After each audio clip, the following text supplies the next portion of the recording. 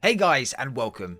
In today's video, I wanted to focus around a topic to do with Halo, around its live service, and just have a discussion with you guys whilst there is a complete drought of content really for Halo at the moment, and content creators are, like myself, are really struggling to find things to talk about with this game. And at the moment, with there being very limited things in terms of new releases coming out for other games and other branch out projects, things take time and there's not a lot of things you can branch out into just yet, so we're kind of in a bit of a standstill at this time. But I thought today would be a good topic to discuss Halo Infinite's live service, if they should continue this going forward into other games, and if not, why, and if they should, how should it be different compared to what it is right now. It is no surprise, it is no secret that Halo Infinite is not in a good position right now, and hasn't been arguably for the last 6 months or so.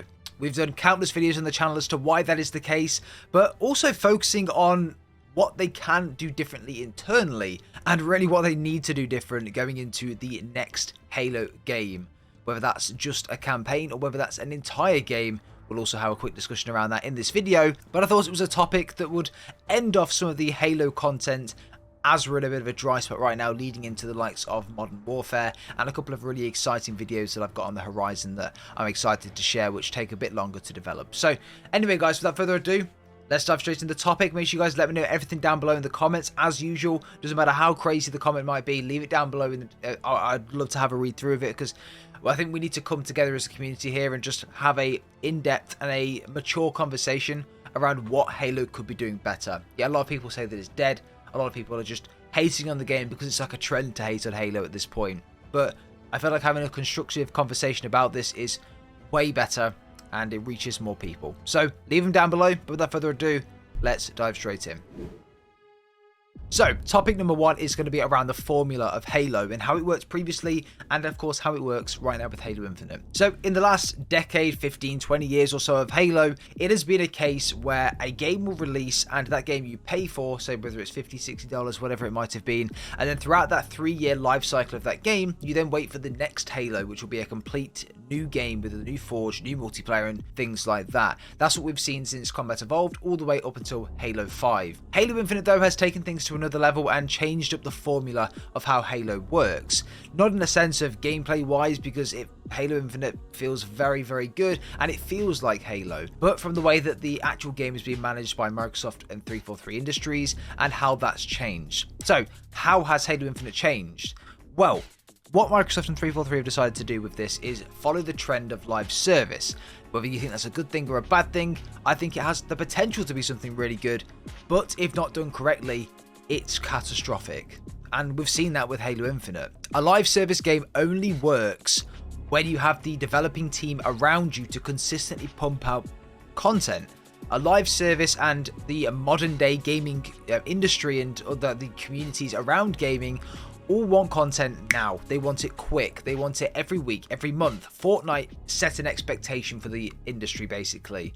That game would pump out new skins, new content weekly with some incredible in-game events, and just generally making the development team fully hands-on with this game constantly. Fortnite are to blame, really. But it's not a bad thing. They've set such a high standard that not every gaming development studio and company and publisher can keep up with that demand. We've seen game developers, publishers try to implement this into some of our favourite games. For example, Apex Legends. It started off extremely poor, but then it sort of gained momentum back, and now look at it, it's absolutely killing the game. Fortnite's always had that momentum going, and it's still kept it because it just pumps consistent content out all the time. Call of Duty and Warzone have also done that. They've done really well with Warzone, to be fair, and how they've pumped content out for it. I'm not always obviously a fan of how they've been able to put the content in there with being paid and pay to win and things like that, but in terms of keeping up with the demand, they've done pretty well with that. Halo Infinite and 343 and Microsoft wanted a piece of the cake. They tried it with Infinite, but they then realised they didn't have the infrastructure or the resource behind them to be able to keep up with that demand. And that's why we've had 10-month seasons. That's why we've had all of these issues with multiplayer, and ultimately an unfinished multiplayer. As I've mentioned, a live service game will only work if you've got the resource and infrastructure behind you to support that consistent rollout of content. If you don't have that, you're going to find it extremely difficult to appease the fans of that community. and we've seen that massively with Infinite and the lack of things in this game.